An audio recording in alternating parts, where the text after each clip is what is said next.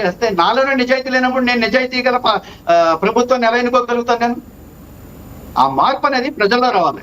ప్రజల్లో వచ్చినప్పుడు తప్పనిసరిగా అన్ని సక్రమంగా జరుగుతాయి. అయితే మురళీకృష్ణ గారు ఇప్పుడు అసలు ఆస్కారం కూడా లేదు కదా, ఇంత ఫిల్టరేషన్ జరిగి ఎస్ఐఆర్ ఇంత పగడ్బందీగా ట్రాన్స్పరెంట్గా ఏదైతే లిస్ట్ తయారవుతుందో ఇక్కడ ఆస్కారం కూడా లేదు. ఖచ్చితంగా అడ్రస్లో ఒకసారి ఆధార్ కార్డు నంబరు అన్నీ వాళ్ళు మ్యాచ్ చేసుకుని చూసుకొని మ్యాపింగ్ చూసుకొని ఫిల్టర్ చేస్తున్నారు. కాబట్టి ఈ ఊళ్ళో ఉన్నట్లయితే ఓటు ఇంకెక్కడ వేరే రాష్ట్రంలో కానీ లేకపోతే వేరే జిల్లాలో కానీ అసలు ఉండే ఆస్కారమే లేదు. మనం చెప్పేది ఒకటే అమ్మా, లేని వారికి ఇక్కడ ఓటు అవసరం లేదు, ఉన్న వారికి మాత్రం తప్పనిసరిగా ఓటు ఉండాలనేదే మన కాన్సెప్ట్. ఎవరైనా సరే అంటే లేని వారికి ఇక్కడ ఎక్కడ ఓట్లు అవసరం లేదు. అటు తెలుగుదేశం పార్టీ వాళ్ళు రాయించడం, మేము రాయించడం, వైసీపీ రాయించడం, జనసేన ఎవరో రాయించరు. కానీ మురళీకృష్ణ గారు ఒక విషయం చెప్పండి, మరి ఏదైతే ఇప్పుడు మనము సరే ఇవన్నీ పక్కన పెట్టండి, ఎప్పుడు ఒక పార్టీ మరో పార్టీ మీద ఆరోపణలు చేసుకుంటూ ఉంటారు. అయితే ఇక్కడ మనందరం పార్టీలకు అతీతంగా ఈరోజు సర్ ప్రక్రియ ట్రాన్స్పరెంట్గా జరగాలి, అలాగే నిజమైన ఓటర్లు తమ ఓటు హక్కును వినియోగించుకోవాలి, కరెక్ట్గా ఉండాలి ఓటర్ లిస్ట్ అని అందరం కోరుకుంటున్నాం. అయితే ఏదైతే ఇప్పుడు ఫిల్టరేషన్ జరిగిందో ఆ ఫిల్టరేషన్ ఎఫెక్ట్ ఏమైనా వైఎస్ఆర్సీపీ పార్టీపై వచ్చే ఎలక్షన్స్లో ఉంటుందా? ఏమీ ఉండదమ్మా, ఏమీ ఉండదు. ఎందుకంటే వైఎస్ఆర్ కాంగ్రెస్ పార్టీ కూడా ఎప్పుడు ప్రజల అభివృద్ధి, ప్రజల సంక్షేమం కోరుకుంది. కాబట్టి ప్రజలు కోరుకుంటేనే ఎవరైనా అధికారంలోకి వస్తారు. మా ఓటు కృష్ణారెడ్డి గారు చెప్పినట్టు మా ఓట్ బ్యాంక్ మాకు ఉంది, మా 38% ఓట్ బ్యాంక్ మాకు ఉంది. దాన్ని ఇప్పుడు కూటమి ప్రభుత్వం చేస్తున్న పరిపాలన నచ్చక, ఎందుకంటే సంక్షేమ పథకాలు ఎన్ని జరుగుతున్నాయి అంటే అన్ని తెలుసు ప్రజలకి, అవన్నీ నచ్చక మళ్ళీ మా ఓట్ బ్యాంక్ పెరిగే అవకాశం కూడా మాకుందని చెప్పేసి నేను ఖచ్చితంగా చెప్పగలుగుతున్నాను. కాకపోతే ఈ డెఫినెట్ గా పెరుగుతుందమ్మా, దాంట్లో అనుమానం లేదు. అనిల్ కుమార్ గారు డిబేట్ లో జాయిన్ అయ్యి చాలా సేపు అయింది. అనుష గారు చెప్పండి అజయ్ గారు, క్విక్ గా చెప్పండి. నేను కంక్లూడ్ చేయకముందే మీ ఇద్దరం మాట్లాడుకొని మళ్ళీ మీరు అనిల్ గారి దగ్గరికి వెళ్తే నేను ఆన్సర్ చేయాలి కదా. సరే చెప్పండి. అన్న మురళి అన్న 100 క్వశ్చన్లు వేసాడు మా గవర్నమెంట్ మీద. చెబుతానండి, ఇందాక మురళి అన్న చెబుతున్నాడు మీరు ఈ ప్రభుత్వ పనితీరు గురించి ఇది డిబేట్ కాదు కదా అంటున్నారు. ఖచ్చితంగా ఇది డిబేటబుల్ అంశమే. ఎందుకంటే మీ వైఎస్ఆర్సీపీ నాయకులు వాళ్ళు మీరు చెబుతా ఉన్నారు సర్ ప్రక్రియ పారదర్శకంగా జరిగిందని మీరు చెబుతున్నారు తప్ప మీ పార్టీ అధ్యక్షుడు కానీ మీ వైసీపీ నాయకులు ఏమి ప్రచారాలు చేశారండి సర్ మీద? కూటమి ప్రభుత్వం దీన్ని ఆసరాగా తీసుకొని వైసీపీ ఓట్లు తొలగించబోతా ఉందని చెప్పి మీరు ప్రచారం చేసిన మాట నిజమా కాదా? అనుష గారు మీరు అడిగిన మాట నిజమా కాదా? నన్ను డైరెక్ట్ గా అడిగారు. మీరు ఏమడిగారు? ఇది అధికార పార్టీకి అడ్వాంటేజ్ గా మారపోతా ఉందని అడిగారు మీరు. ఖచ్చితంగా అలాగే అనుకున్నారు అందరూ. నేను అదే అడిగాను అజయ్ గారు. అనుష గారిని చెప్తానండి ఎందుకు నేను ఆన్సర్ చేశానంటే మేము చేస్తున్న పరిపాలన నమ్ముతా ఉన్నాం, మా నాయకుడు పనితీరు నమ్ముతా ఉన్నాం. కాబట్టి మాకు ఎట్లాంటి అవసరాలు లేవు. మేమేమేమి సంక్షేమ కార్యక్రమాలు చేశాం, అభివృద్ధి ఏ విధంగా చేశాం, ఏ విధంగా ఉద్యోగ కల్పన చేస్తూ ఉన్నాం అని చెప్పి మీకు ఇదంతా చెప్పాను తప్ప సర్ ప్రక్రియ గురించి ఇంకొక అంశం చెబుతాను నేను. పరకాల ప్రభాకర్ గారు మీ కూటమిలో ఉన్న మంత్రి భర్తే కదా, ఓట్ల శాతం పెరిగిందని ఈ రోజు మురళి అన్న మాట్లాడుతూ ఉన్నాడు. అంటే నాకు తెలిసి అన్న మురళి అన్న చాలా సీనియర్ పొలిటీషియన్ నేను అనుకుంటా ఉన్నా. అనుష గారు ఒక పోలింగ్ బూత్ లో ఎలక్షన్ టైం అయిపోయిన తర్వాత ప్రతి పార్టీకి సంబంధించిన బూత్ ఏజెంట్ కి ఒక ఫామ్ ఇవ్వడం జరుగుతుంది. ఆ ఈవీఎం మిషన్ లో ఎన్ని ఓట్లు పోల్ అయ్యాయో ఆ మిషన్ కి సీల్ వేసిన తర్వాత వాళ్ళ నెంబర్ తో సహా రాసుకుంటారు. అదే విధంగా ఎలక్షన్ కౌంటింగ్ రోజు ఈ ఫామ్ పట్టుకొని వెళ్ళి ఆ ఈవీఎం మిషన్ లో అన్ని ఓట్ల కంటే ఎక్స్ట్రా ఉంటే ఆ రోజు మీరు క్వశ్చన్ చేయాలి కదా. కౌంటింగ్ రోజు క్వశ్చన్ చేయొచ్చు. కౌంటింగ్ అయిపోయిన తర్వాత మీకు డౌట్ ఉంది ఏ ఈవీఎం మిషన్ లో పోల్ అయిన రోజు కంటే ఎక్కువ కౌంటింగ్ రోజు ఓట్లు పెరిగాయో నెంబర్ తో సహా మీ దగ్గర ఫామ్స్ ఉంటాయి. ఆ ఫామ్ ను బయట పెట్టచ్చు కదా. ఇవాళ ఓటమి జరిగింది, మీరు ఇప్పటికీ మీ పార్టీలో మార్పు లేదు, ఓటమి గురించి రివ్యూ చేసుకోరు, మిమ్మల్ని జనాలు ఎందుకు దూరం పెట్టారు అర్థం చేసుకోరు. ఇప్పటికీ కూడా ఈవీఎం మిషన్ల మీద కూటమి ఏదో చేసింది, పోలైన ఓట్లు ఎక్కువ ఉన్నాయి. రెండోది అన్న ఇంకో మాట చెప్పాడు, సర్ ప్రక్రియ జరిగిన తర్వాత కూడా ఓట్లు సేమ్ ఉన్నాయని.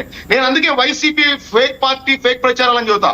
ఇప్పటి వరకు రేపు రాబోయే 31వ తారీఖున ముసాయిదా ఓటర్ లిస్టు జాబితా రిలీజ్ అవ్వకముందే మురళి అన్నకి ఎట్లా తెలిసింది ఎన్ని ఓట్లు మిగిలినాయి, సర్ ప్రక్రియలో ఎన్ని ఓట్లు జాయిన్ అయ్యి ఎన్ని తీశారనేది. అందుకే నేను ఇందాక ఇంతసేపు చెప్పడం జరిగింది, వైసీపీ చేసే ప్రతి ఫేక్ ప్రచారాన్ని తిప్పికొట్టాల్సిన బాధ్యత ప్రభుత్వంగా పార్టీగా మా మీద ఉంది. ఈ రోజు నేను చెప్తా ఉన్నాను ఉషా గారు, రేపు 31వ తారీఖు ముసాయిదా ఓటర్ల జాబితా రిలీజ్ కాబోతా ఉంది. ఒక 30 రోజుల పాటు అభ్యంతరాలు తీసుకోవడం జరుగుతుంది. నిజంగా ఎవరైనా అర్హులైన ఓటు తొలగింపబడితే ఆ ఓటు ఎందుకు తొలగింపబడిందో అక్కడ కారణాలు ఉంటాయి. ఆ కారణాలు సరి చేసుకొని మళ్ళీ ఆ ఓటుని జాయిన్ చేసుకోవచ్చు. నేను మళ్ళీ చెబుతా ఉన్నాను అనుష గారు, మీ ద్వారా రాష్ట్ర ప్రజలకి, కూటమి నారా చంద్రబాబు నాయుడు గారు కానీ మేము చేస్తున్న అభివృద్ధి సంక్షేమం ఏదైతే ఉద్యోగ కల్పన మీదే ఆధారపడి ప్రజల్ని ఓట్లు అడుగుతాం తప్ప ఇట్లాంటి వచ్చిన అవకాశాలని వినియోగించుకోనో వైసీపీ ఓట్లు తీసేసో ఇంకోటి చేసో ప్రజల వద్దకు ఓట్లు అడగాల్సిన అవసరమో గెలవాల్సిన అవసరం మా పార్టీలకు కానీ కూటమికి కానీ లేదనుష గారు. ఎందుకంటే నేను సూటిగా అడుగుతా ఉన్నా మురళీకృష్ణని, ఆ రోజు మీ ఏజెంట్లు ఉన్నారు 2004 సార్వత్రిక ఎన్నికల్లో. ఎలక్షన్ అయిపోయిన తర్వాత సాయంత్రం మీరు కౌంటింగ్ రోజు మీరు అందరూ అదే చూశారు, ఓటమి చెందారు. ఇప్పుడు మళ్ళీ అదేదో పరకాల ప్రభాకర్ ఆయన పరకాల ప్రభాకర్ మాట్లాడితే ఆయనకు రోజు ఆన్సర్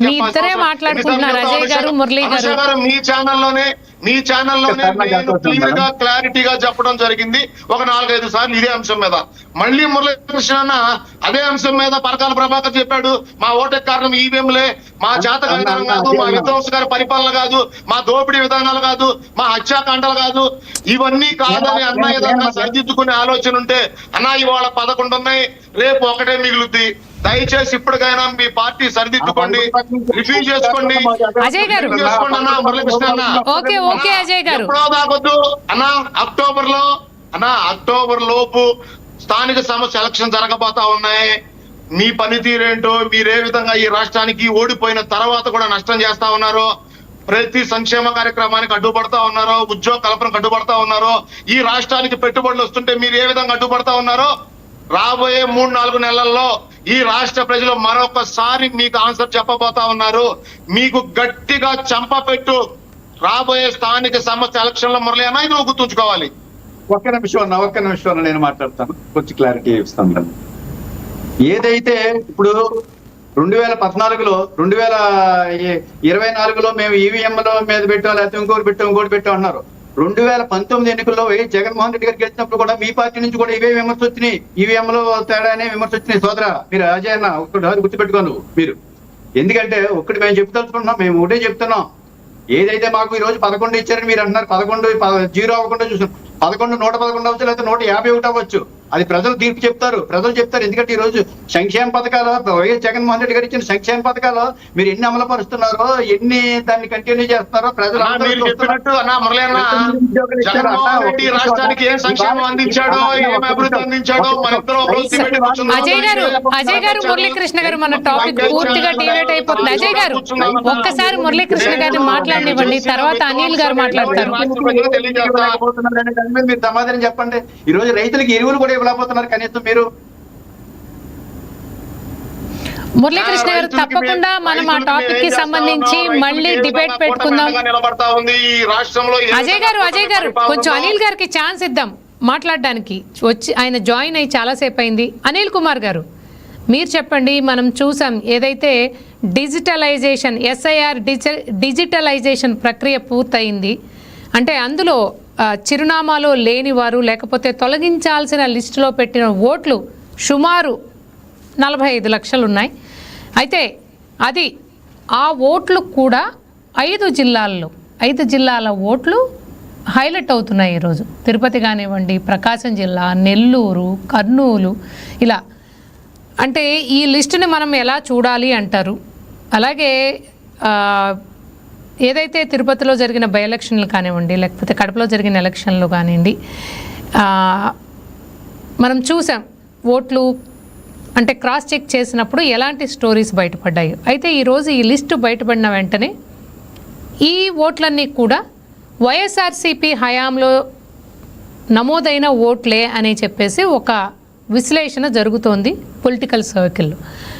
దీంతో మీరు ఏకీభవిస్తారా? మీరు ఈ లిస్ట్ని కానివ్వండి లేకపోతే ఆ ఎనాలిసిస్ని కానీ ఏ విధంగా చూస్తారు మీరు?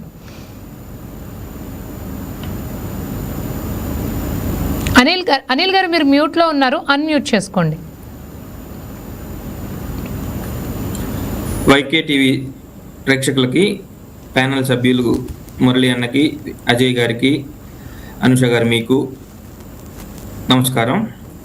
అయితే ఈ వైసీపీ హయాంలో ఎన్నికల్లోకి సంబంధించిన ఓటర్ల జాబితా, ఎన్నికలకి సంబంధించినవి ఓట్లు అనేవి వైసీపీ హయాంలో నమోదైనవే, టీడీపీ హయాంలో నమోదైనవే అని ఒక పక్షానే చెప్పడం అనేది నేను దీంతో ఏకీభవించను.